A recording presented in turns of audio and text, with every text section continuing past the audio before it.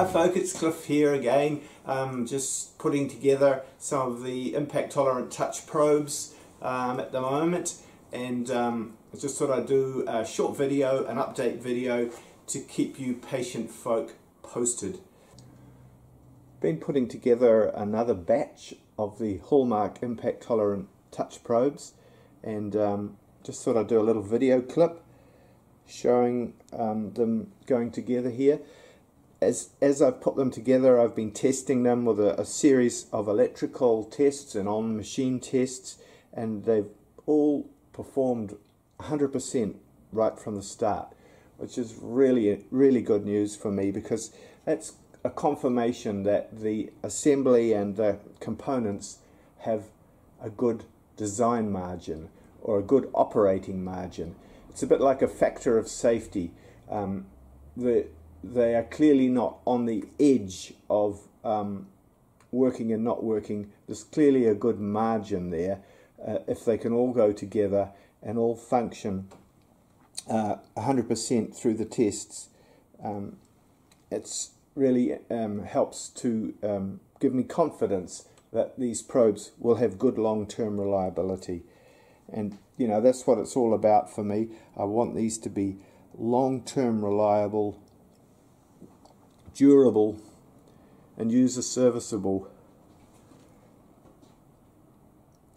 So that's just the current assembly that I'm doing at the moment.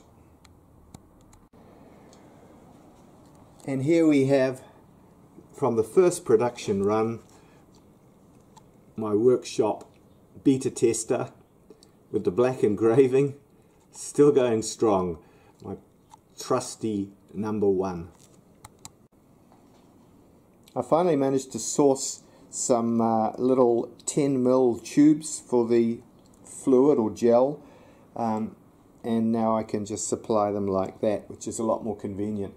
That's 10 milliliters, and that's enough for many applications. That should last for years. But you know, finding that fluid, and it's actually an in-house blend that I've developed over time. That was probably the most difficult part of the whole development process. I've trialed so many fluids and had so many poor results. Sometimes they took days and days to show up as being poor results. And I've asked several experts and got some really bad advice. You know, I don't like being negative, but I got some bum steers on this one, and wasted a lot of time buying ingredients and trialing fluids that just didn't work. Finally hit on this fluid, and it's just magic stuff. So please don't, if you buy one of these probes, please don't use any other type of fluid.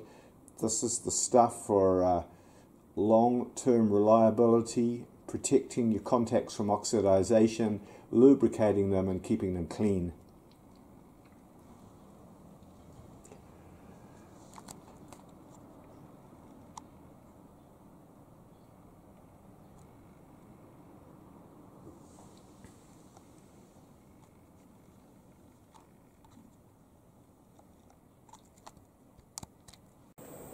Well, no ITTP update video would be complete without a bit of machine action, so let's just have a bit of a crash here.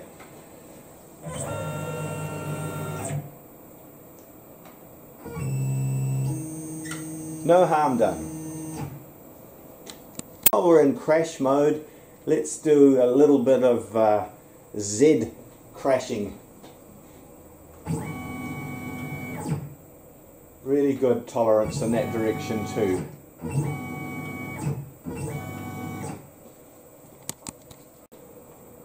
One of the tests that I do to each probe when I've put it together is a probing routine to find the work center and set the origin. I call it a round the block test.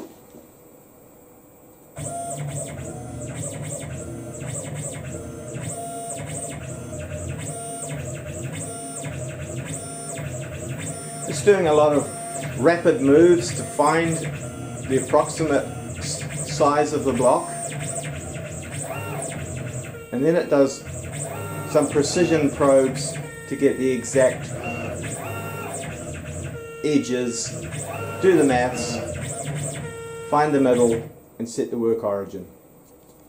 Oh, it seems like forever I've been on this ITT probe. I've just been looking back and it isn't actually that long. I've only been shipping them out for a few months. Before that it was like a year of R&D and design and development, and then building prototypes and in-house testing. The actual manufacture and shipping stage has just been the last few months. All the same, it seems like a long time. I bet some of you folk that have been supporting me on this, sending me encouraging emails and posting to the YouTube thread, it must seem like a long time. Long-term reliability is one attribute that can't be gained easily. It can't be established quickly.